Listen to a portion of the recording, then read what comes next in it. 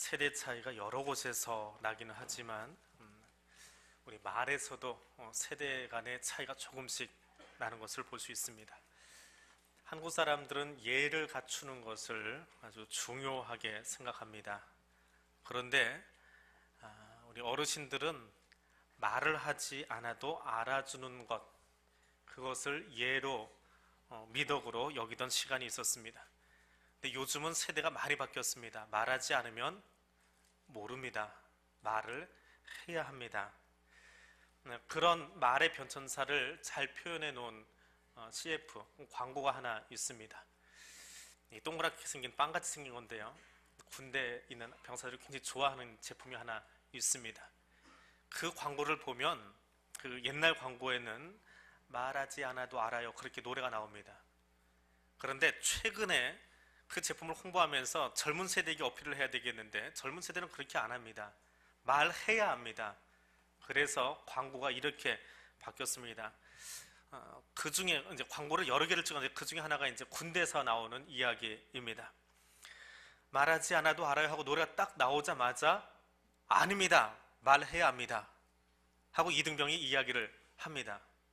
그럼 그 다음 장면이 뭐냐 하면 이등병이 종교 활동에 참석을 합니다. 그러니까 주일날이 되어지면 법당으로 또 성당으로 교회로 이렇게 자기 종교를 따라서 가는데, 이 병사가 여기를 따라가서 종교 활동을 마치고 목사님 앞에 쓴 거예요.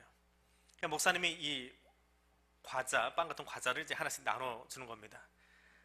그런데 이 병사가, 이등병 병사가 그걸 딱 받아들더니 고백을 한 거예요. 목사님, 저 사실은 불교예요. 이 촉촉함 때문에 먹고 싶어서 여기 왔어요. 법당에서는 안 준다는 이야기지요. 그래서 앉아가지고 이제 병사들이 이렇게 쭉 그 뚝에 앉아서 그것을 까가지고 먹고 있습니다. 그런데 뒤에서 한 병사가 쫓아오더니 이야기합니다. 야, 성당에서는 2개 준대. 그때 애들이 우르르 가버립니다. 현실입니다. 실제로 그렇게 움직입니다. 그래서 그거 하나 먹으려고 세례받고, 2개 먹으려고 영세받고, 3개 먹으려고 수세받습니다. 수세는 법당에서 쓰는 용어입니다. 아무튼 우리는 말하지 않으면서 참고 인내하는 것을 미덕으로 알던 세대가 있는데 지금은 그렇지 않다라고 하는 것입니다. 옛날에 어르신들하고 식사하러 가면 제일 위에 분이 짜장면 하면 똑같이 해버립니다. 근데 지금은 사장님이 짬뽕 시켜도 신입사원은 탕수육 시킨다고 합니다. 그만큼 자기 표현이 강렬해진 세대에 살고 있습니다. 그런데 하나님은 처음부터 자기 표현을 하셨습니다.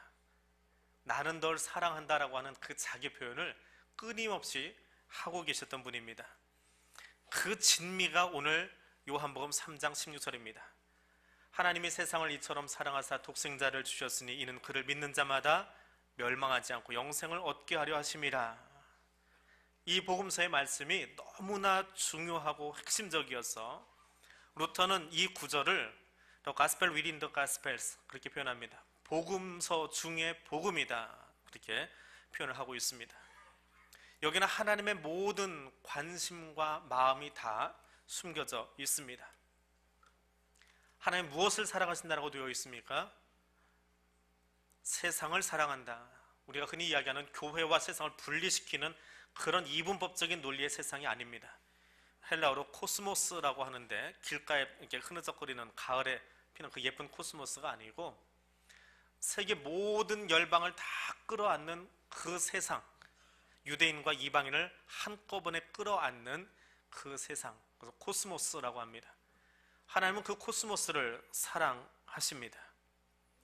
유대인들은 자기 마음속에, 그들의 마음속에 유대이즘 혹은 시오니즘이라고 하는 독특한 사고방식을 가지고 있습니다. 우리는 선민이고 우리는 구원받은 백성이고 이방인은 철저하게 배격합니다. 내가 이방인으로 태어나지 않은 것을, 내가 여자로 태어나지 않은 것을, 내가 남자 유대인으로 태어난 것을 자랑하는 것이 유대인 남자이고 보면 얼마나 이 폐쇄적인가라고 하는 것을 볼 수 있습니다. 근데 한국 사람들은 거기에다가 손가락질 할 수가 없습니다. 대한민국처럼, 한국처럼 혈연 따지고 지연 따지고 학연 따지고 이것저것 따지면서 또 교회 안에 들어오면 남성교회 따지고 여전도회 따지고 구역 따지고 앉는 자리 따지고 그런 사람들이 유대인들 향해서 니들 그렇다라고 손가락질을 할 자격이 없습니다. 사실은 유대인들은 자기 민족이라고 하는 민족 공동체성이라도 있지요. 이 조그만한 땅덩어리 안에서 뭐 내가 어느 지역 출신이네, 어느 학교 출신이네, 내가 어느 남선교회네, 네 나이가 몇이냐, 뭐 그러고 있는 한국 사람들이 성경 보면서 유대인들에게 말하지 않는 게 좋을 것 같습니다. 아무리 자연 발생적이지만. 근데 하나님은 그것을 다 초월해서 유대인이 되었건 헬라인이 되었건 자유자가 되었건 종이 되었건 그들을 다 사랑하시더라 라고 하는 겁니다.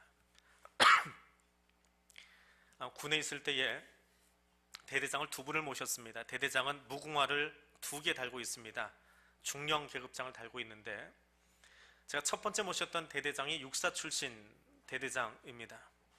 군에서 육사 출신들의 자부심이 참 대단하고 개인적으로도 군인은 육사 출신이 제일 나아 보입니다. 가장 군인다워 보입니다. 그런데 이 대대장님이 이 반지를 안 끼고 계시는 거예요. 제가 초급장교 시절에 선배들이 하도 닥달해가지고 안 끼고 다니면 선배들이 뭐라고 합니다. 얻어맞습니다. 그래서 항상 여기다 반지를 끼고 다닙니다. 저는 학사장교라 이게 자수정을 끼고 있는데 출신마다 달라요. 내가 어느 출신의 장교냐에 따라서 이 보석이 달라집니다. 근데 그 대대장님이 그걸 안 끼고 계시는 거예요. 그 육군 장교 중에 육사 출신, 이 프라이드가 굉장히 강한데 안 끼고 계시는 거예요. 그래서 어느 날 회식 자리에서 소위 때 일입니다. 소위 때니까 그렇게 그냥 툭툭 던지고 질문도 하고 그러지 중이쯤 되면 눈치 보고 그런 거 안 따집니다. 그때는 궁금해서 여쭤봤어요. 대대장님, 그 반지 어디다 두셨어요? 왜 안 끼세요가 아니고 어디다 두셨어요? 하고 툭 던졌습니다. 왜냐면 장교들이 반지를 빼는 이유가 있습니다. 술집 가서 술값 없을 때 놓고 나옵니다. 찾기가 쉽거든요. 거기에 표시가 다 돼 있기 때문에 기수 표시 또 이 알을 보면 이게 어디 출신에게 표시가 다 돼 있기 때문에 주로 거기에 사용합니다. 그래서 그런 생각을 머리에 두고 툭 던진 말이었어요. 사실은 대장님 그 반지 어디다 두셨어요? 그랬더니 대대장님이 소위 질문이니까 받아주신 거지요. 웃으면서 그러시는 거예요. 나도 초급장교 시절에는 너처럼 그거 끼고 다녔어. 그런데 지휘관이 되고 대대장이 되고 나니까 그 대대장 휘하에 대대가 한꺼번에 모였었는데 장교만 30명이에요. 30명 중에 ROTC 있죠, 학사 있죠, 3사 있죠, 6사 있죠, 간부보생 있죠.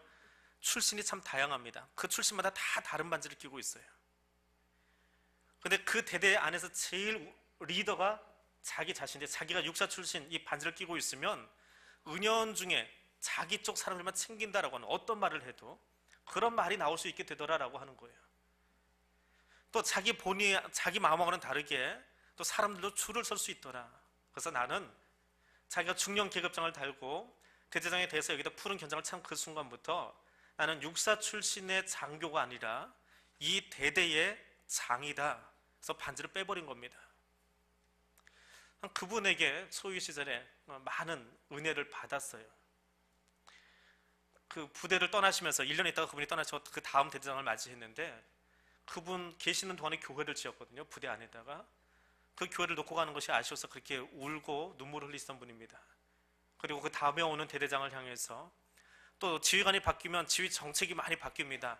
그것 때문에 다시 적응해야 되는 그 하급 장교들을 향해서 또 병사들을 향해서 그 교회에서 이렇게 눈물 흘리면서 기도하시던 대대장님을 지금도 기억하고 있습니다. 30명의 부하들을 위해서 반지를, 내 자부심, 그 육사라고 하는 그 자부심을 빼어서 내려놓을 수 있었던 그 지휘관의 모습. 우리는 어떻습니까? 학연으로, 지연으로, 혈연으로 이런저런 모양으로 늘 갈라지기 좋아하고 나누어지기 좋아하고 소위 당짓기 좋아하는 그런 모습들을 가진 우리들의 모습을 보느라면 얼마나 부끄러운지 모르겠습니다. 요한은 오늘 하나님의 이야기를 하면서 그가 하나님, 그분이 코스모스를, 세상을 사랑하셨다라고 이야기합니다. 민족이나 계급을 초월해서 유대인이나 헬라인이나 자유자나 종이나 남자나 여자나 나이든 자나 젊은 자나 다 초월해서 그들을 사랑하시는 하나님의 사랑을 이야기하고 있습니다. 그 하나님의 사랑이 제자 사랑으로 이어지고 그 제자 사랑의 모습이 교회 사랑으로 이어지고 그것은 성경 곳곳에서 펴기만 하면 보이는 것을 우리는 만나게 되어집니다. 이제는 우리 차례입니다. 내가 그 하나님의 사랑을 받은 자라면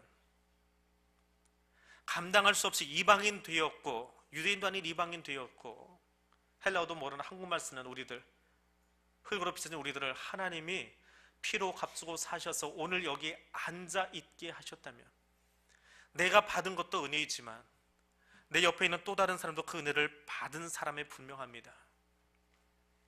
어떤 이유로도 나와 좀 다르고 학벌이 다르고 집안이 다르고 여전도의 남성교회 다르고 어떤 이유로도 내가 이 사람을 미워할 하등의 이유가 없습니다. 아니 혹 미워한다면, 혹 그와 같이 식사하기를 거부한다면 내가 하나님 자녀 되는 것을 거부하는 것입니다.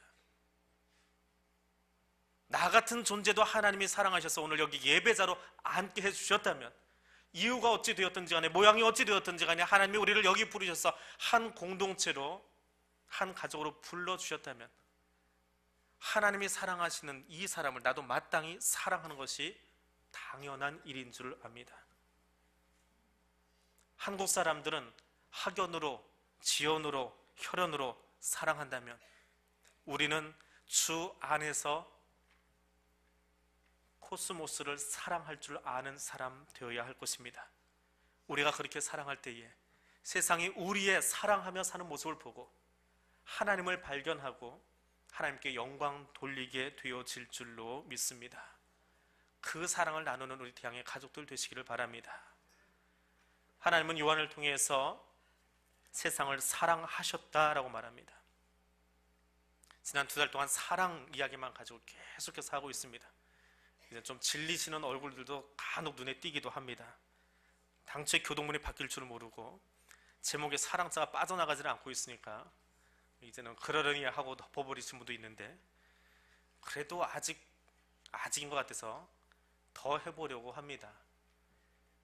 그런데 이 사랑이 무엇이냐라고 하는 거예요. 오늘 본문에 하나님이 사랑하셨다라고 하는데, 이 사랑은 누가 등 떠밀어서 가르쳐 주어서 이렇게 해라 지시해서 한 것이 아니라 하나님 스스로 능동적으로 자발적으로 우리를 사랑하셨습니다라고 하는 단어입니다. 하나님께서 유대인도 사랑하고 이방인도 사랑하고 자유자도 사랑하고 종도 사랑하는 것은 누가 가르쳐 준 것이 아니라 우리도 사랑해 주세요라고 누가 졸랐기 때문이 아니라 하나님 스스로가 사랑이시기 때문에 그렇게 하셨습니다. 사랑하는 일에 있어서 하나님 스스로가 주도권을 가지고 우리가 하나님을 알기 전에, 우리가 하나님께 요청하기 전에, 우리가 말하기 전에, 고백하기 전에 하나님이 저와 여러분을 사랑해 주셨습니다. 우리가 연약하고 죄성이 있고 늘 넘어지기 쉬운, 아니 넘어지고 있는, 넘어졌다 다시 돌아온 백성들이지만 그럼에도 불구하고 하나님 우리를 사랑하십니다. 그리고 그 사랑이 십자가의 사랑으로 확증되어서 나타나고 있습니다. 우리가 하나님에게 하나님 우리를 얼마나 사랑하는지 좀 보여주세요 라고 말한 적 없습니다. 하나님 나를 사랑한다면 그 아들 좀 보내서 대신 저기다 죽여주세요 라고 요청한 적도 없습니다. 하나님 스스로가 우리가 감당할 수 없는 모양으로 그 아들을 보내셔서 저와 여러분을 사랑해 주셨습니다. 사랑은 대자보를 붙이거나 규칙을 정하거나 칙령을 반포하는 것 아닙니다. 하나님 우리를 사랑하기 위해서 대자보 붙이신 적 없고요, 하나님은 칙령을 반포하시기보다는 우리 가운데 오셔서 같이 살아주셨습니다. 하나님의 사랑을 기억할 수 있기를 원합니다.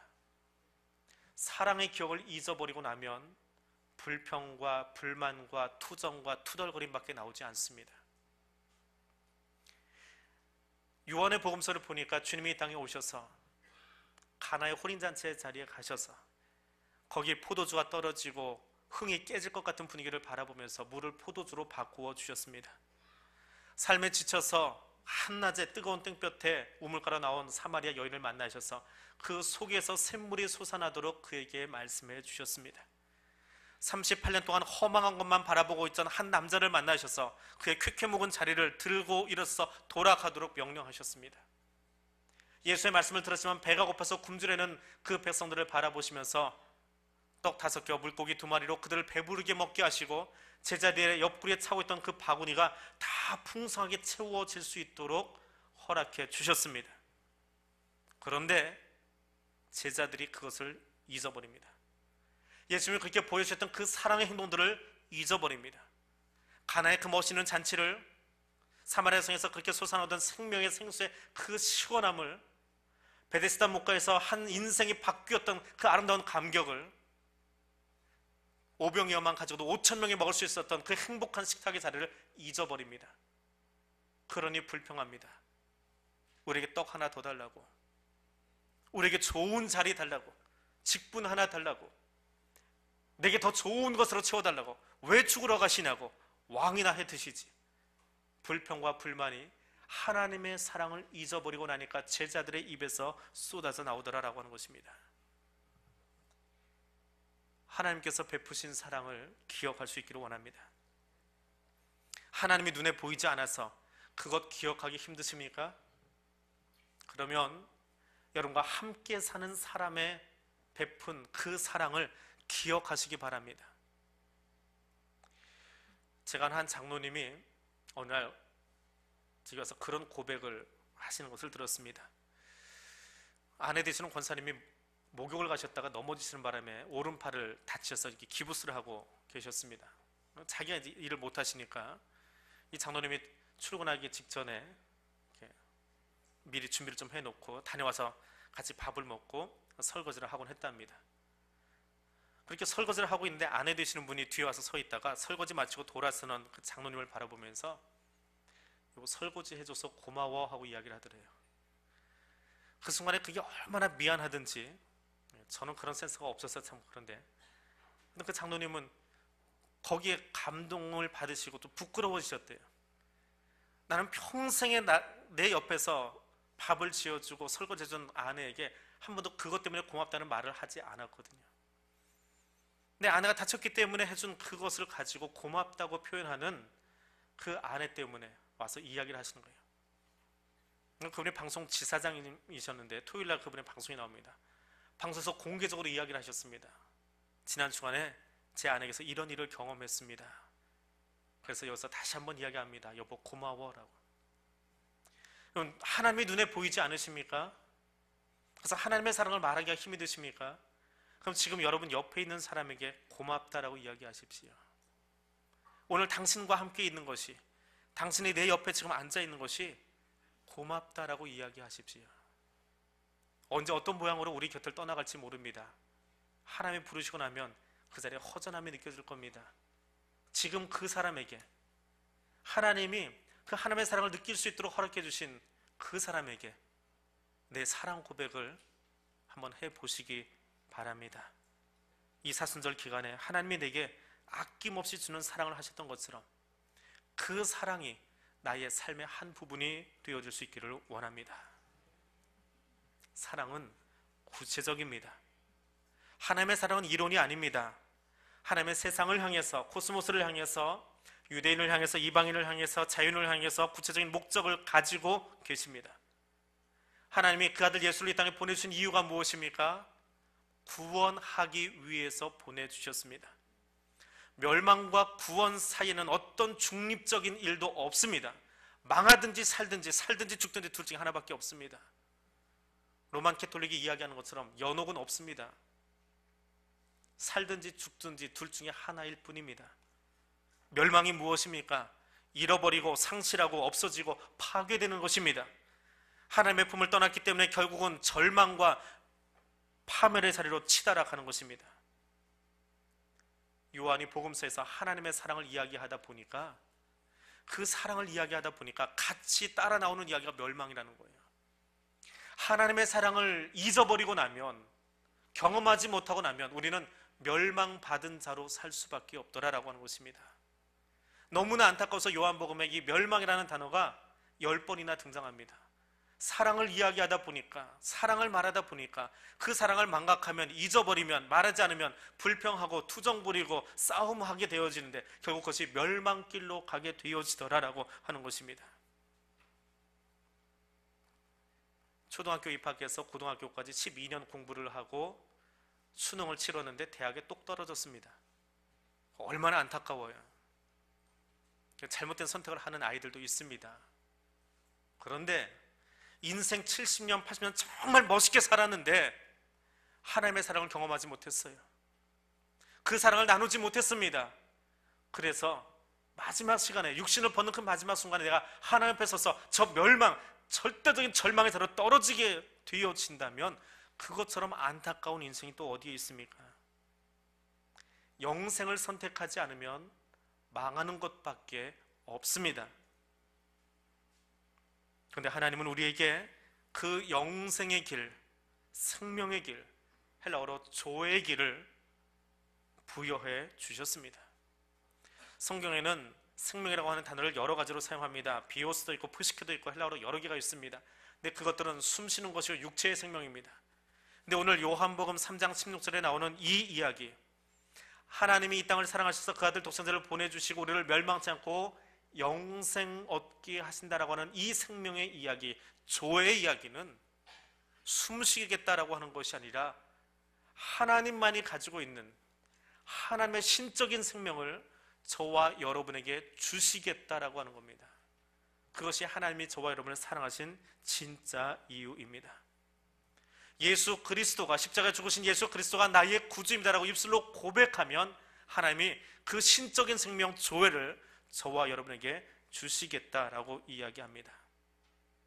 무한하게 숨쉬고 사는 게 아닙니다.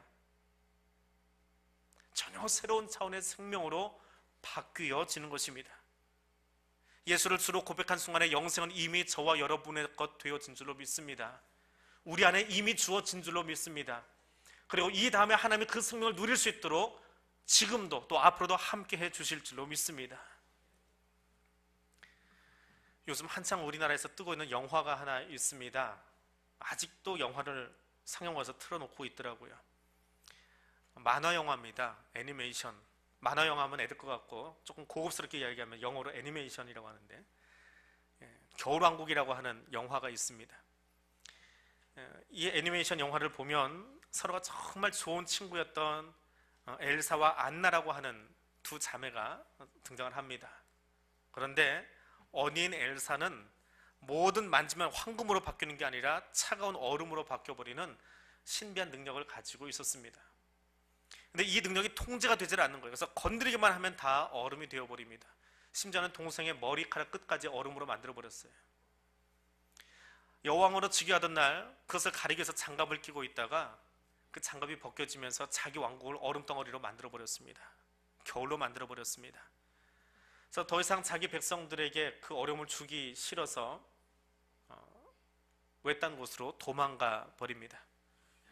그리고 그 동생 안나는 그 언니를 다시 찾아가서 그의 마음을 바꾸고 결국 그가 그 능력을 통제할 수 있는 사람으로 돌아올 수 있도록 해피엔딩으로 영화가 끝나는 것을 볼 수 있습니다. 근데 저는 그 영화 속에 나오는 여러 캐릭터 가운데 특별히 울라프라고 하는 캐릭터가 참 마음에 들어요. 눈사람입니다. 너무 단순하게 생겼어요. 울라프 알지? 우리나라 사람이 그렸대. 우리나라 사람이 디즈니에 들어가서 그려놓은 그 캐릭터가 울라프입니다. 그런데 이 울라프를 누가 만들었냐면 엘사가 만들었어요. 그러니까 언니가 만들었습니다. 근데 울라프에게는 꿈이 있어요. 그게 진행되는 내내 꿈이 있습니다. 어떤 꿈이에요? 여름을 맛보면, 여름이 되어지면 보트도 타고 서핑도 하고, 여름이 되어지면 비치바람을 펴놓고 그것을 꿈꾸면서 노래 부르는 장면이 나옵니다. 근데 눈사람에게 여름이 오면 어떻게 될까요? 녹아 없어집니다. 영화가 해피엔딩으로 끝납니다. 그래서 왕국이 봄으로 바뀝니다. 봄의 계절이 찾아옵니다. 울라프는 어떻게 돼요? 울라프 어떻게 됐니?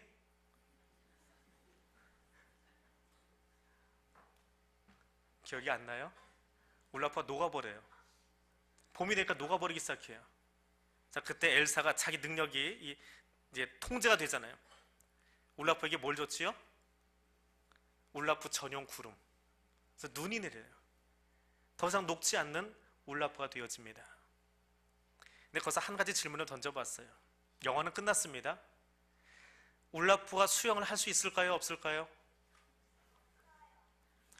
맞아요. 없어요. 울라프는 물속에 들어가면 녹아버려요. 길을 걸어가는 동안에는 눈이 위에 있으니까, 눈구름이 있으니까 안 녹지만 울라프는 자기 꿈처럼 물속에는 들어가지 못해요. 근데 거기 하나님의 진리가 있어요. 울라프가 수영하게 되어지는 것. 눈사람이지만 수영할 수 있게 되어지는 것. 왜요? 하나님이 우리를 바꾸시면, 새로운 존재가 되어지면, 비록 흙으로 빚어진 존재이지만 지금 내가 살아오고 있는 이 모양하고는 전혀 다른 새로운 피조물이 되어서, 비록 울라프 같은 인생일지라도 그 바닷물에서 힘껏 놀 수 있게 해주신다라고 하는 겁니다. 그것이 하나님이 주시는 생명이에요. 우리가 알고 있는 육신을 입고 있는 이 생명이 아니라, 이 생명은 벗어 던지고 우리가 지금까지 한 번도 경험해보지 못했던, 만화 영화 속의 그 울라프가 한 번도 경험해보지 못했던 그 생명으로 바뀌어지는 것, 새로운 피조물로 바뀌어지는 것, 그것을 하나님이 저와 여러분에게 주고 싶으셔서 그 아들 예수를 우리 가운데 보내주셨더라라고 하는 겁니다. 지금 우리가 입고 있는 이 육신은 생로병사를 따라서 언젠가는 다 벗어던지고 하나님 앞에 가게 될 것입니다. 여러분의 소망은 무엇입니까? 영원히 호흡하며 사는 것입니까? 아니요, 우리의 소망이 바뀌기를 원합니다. 예수 그리스도가 나의 구주 되어 주심으로 내가 새로운 피조물 되어서 하나님 앞에서 영원히 찬양하며 노래하며 살아가게 될 그 시간들을 소망할 수 있기를 원합니다. 하나님은 그 사랑을 우리에게 보여주셨습니다. 그리고 오늘 우리 가운데서, 성도가 성도의 삶 가운데서, 우리 가정 가운데서 그 사랑을 표현하면서 살아가라고 이야기하십니다. 누군가를 가르치고 훈계하고 지시하는 것이 아니라 생명을 부여하기 위해서 사랑할 수 있기를 원합니다. 내가 하는 말이 누군가를 살려낼 수 있는 생명의 언어가 될 수 있기를 원합니다. 나의 눈빛이 바라보기만 해도 그 사람이 힘을 낼 수 있는 눈빛이 되어질 수 있기를 원합니다. 그래서 이렇게 말할 수 있으면 좋겠어요. 내가 널 바라보는 것만으로도 살맛이 난다라고. 내가 내 손짓 하나에 행복하다라고. 네 말만 들어도 내 가슴이 벅차서 뛰어오를 것 같다고. 네가 나를 향해서 걸어오는 발걸음 소리만 들어도 기대가 되어지고 감동이 되어진다고. 우리 그렇게 사랑하면서 살 수 있기를 소원합니다. 지난 주 중에 입원하신 분들이 왜 그렇게 많은지 금요일 하루 시간을 잡아서 6명 병원을 신방을 했습니다. 그 6가정 중에 간에 좀 이상이 있으셔서 병원에 입원하신 서석송 집사님 병원에 찾아갔습니다. 목사로서 할 수 있는 몇 가지 이야기들 같이 나누고 또 위로해드리고 기도하고, 같이 가신 분이 한 10명 정도 넘는 인원들이 따라갔습니다. 권사님, 집사님 같이 따라가셨기에 한 번씩 인사하시라고 자리를 좀 비켰습니다. 그 앞에 또 박노희 집사님 입원해 계셔서 그 방에 잠시 들어갔다가 다시 서 집사님 병실로 들어갔는데, 그 서 집사님 옆에 예전에 구역장이셨던 한 권사님이 그 옆에 무릎 꿇어 앉아 계시는 것을 보았습니다. 그리고 권사님 그 옆에서 서 집사님 손을 붙잡고 그렇게 이야기하시는 것을 들었습니다. 서 집사 미안해. 안 오려고 했는데 참 미안해. 힘내. 집사님 바라보는 자녀들 있잖아. 하나님이 어떤 일 하실지 모르잖아. 기도할게. 울어서 미안해. 힘내. 저는 그 말에 참 많이 은혜를 받았고 감동을 받았습니다. 목사들이 앞에서 할 수 있는 언어들이 뭐가 있을까요?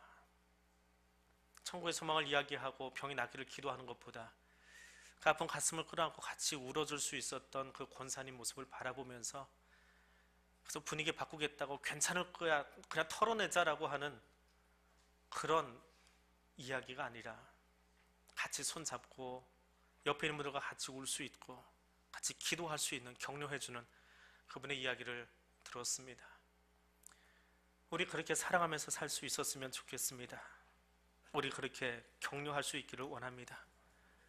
하나님 만난 것만으로도 내게 생명력이 주어지는데, 생명이 주어지는데, 내가 만나면, 우리가 찾아가서 사는 아내를 만나고 남편을 만나고 우리 가족들을 만나고 우리 성도들을 만나면 찾아가는 발걸음 소리 때문에, 내미는 손 때문에, 그의 눈빛 때문에, 그의 입에서 나오는 목소리 하나 때문에 새 힘을 얻고 살 소망이 주어지는 그런 천국 백성들 되어질 수 있기를 원합니다. 우리 이 시간 같이 기도하겠습니다.